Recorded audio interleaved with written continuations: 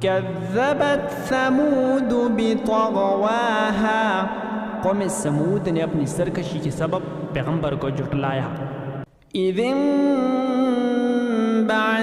أشقاها، جب ان میں سے ایک نہایت بدبخت اٹھا، فقال لهم رسول الله ناقة الله وسقياها، تو خدا کے پیغمبر حضرت صالح علیہ السلام نے ان سے کہا کہ خدا کی اونٹنی اور اس کے پانی پینے کی باری سے عذر کرو۔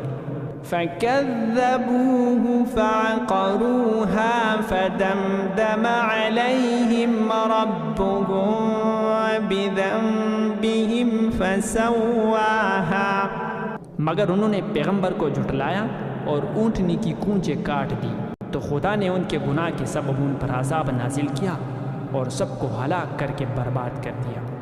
ولا يخاف عقباها، اور اس کو ان کے بدلہ لینے کا کچھ بھی ڈر نہیں۔